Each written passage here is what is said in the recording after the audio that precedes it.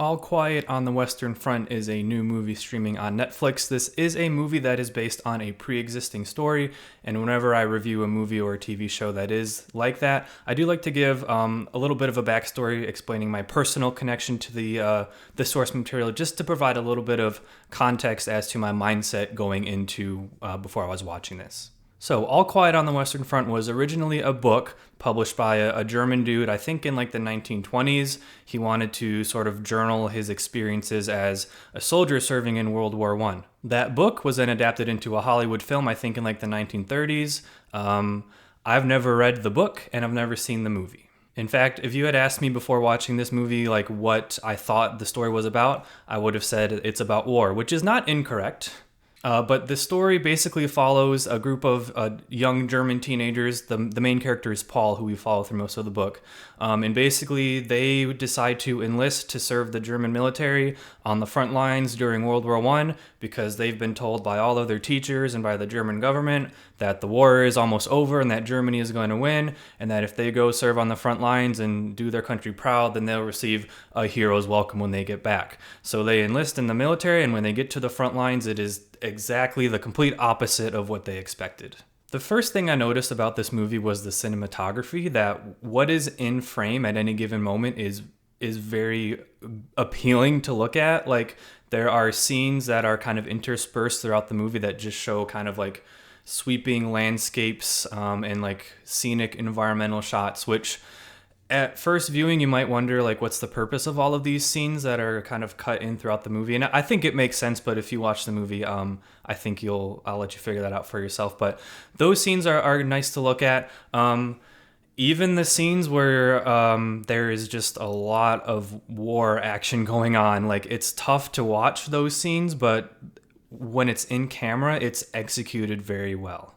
And I think that's what stuck with me most about this movie and about the story in general. And based on some research that I did about the book, I think it's what stuck with a lot of people as well, and why it's such a famous story, which it does not shy away from depicting war. Like when there is fighting and battling going down in this movie, it is brutal. It is chaotic. Again, what is on screen is executed very well, but it's not always easy to watch. It is just like nonstop. You're just like, oh my gosh, how is this happening? What is happening? How can these, young boys, like, how can they be subjected to this? It's just like constantly just brutality after brutality. And it really wears on you throughout the course of the movie. I think another reason why this story and this movie is so resonant is because even though it is written by a German author about his experiences on the German side of the conflict, you could really replace the characters in this movie with, soldiers or characters or individuals from any of the countries that were taking place in World War One, and you would still have like the same story. You have governments that didn't like each other and just wanted soldiers to go and fight their wars. You had, kids, teenagers, young adults who didn't really understand fully why they were fighting. Like, this movie makes it very clear that the individual soldiers fighting in the battle did not have real animosity towards one another. They were just like, they'd been so indoctrinated almost to just like fight for their country without really asking any questions. And that's shown kind of near the end of this movie, which I won't spoil, but like the end of this movie is when like basically the armistice happens and World War One ends, and how it's just like immediately going from thousands of soldiers on a battlefield to like complete silence. Like, it's just the juxtaposition is just insane. So again, I think one of the reasons why this is such like a resonating story is because this could apply to anyone who was participating in this war at the time. One thing I should probably point out, which is important to know if you're going to watch this movie, it is entirely spoken in German and a little bit of French as well, but it is German. All of the actors are German, again with a little bit of French, which is also awesome for me to see as a former German teacher of 5 years. I think it's really cool when like German language content goes like mainstream, as in the case of this. So with that being said, I would recommend watching it in the language in which it was intended to be listened to, so with the German audio with English subtitles. I will say that this movie is it's not reliant on the dialogue to move the plot forward. There's hardly any exposition. You're not going to miss anything if you are maybe a slow reader, and reading subtitles can be a pain for you. A lot of the story is just told through the visuals. So again, I would highly encourage you all to just have it subtitled instead of listening to it in the English dub. There will be a familiar face, though, for a lot of American viewers. Daniel Bruhl is in this movie. He's not one of the main characters, I would say, in terms of screen time, but his character is pretty important to the plot. He just isn't on screen for a whole lot of time.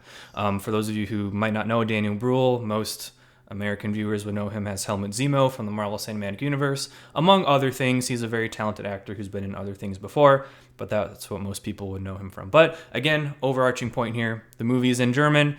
I would like to encourage you to watch it in German.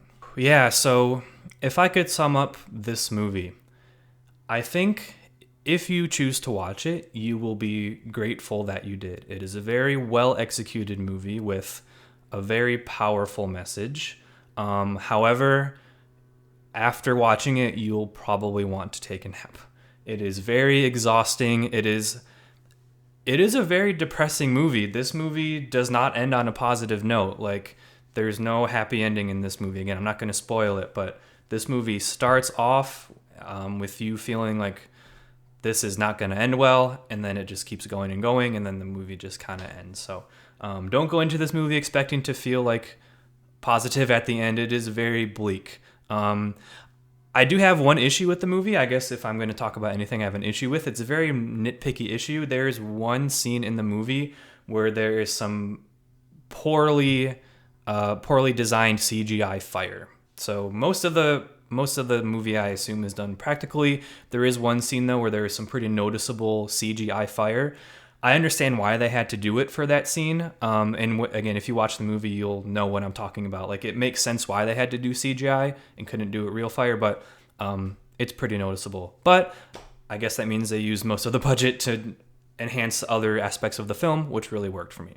Yeah, so in the end, I guess I can say I enjoyed this movie. It doesn't leave you with a good feeling afterwards, but I think it's one of those things that you'll not feel sorry if you watched it. If any of you have watched it, please let me know in the comments down below. Maybe you've read the book and want to talk about it as well, but leave your thoughts in the comments down below. And thank you so much for watching. Stay tuned for more.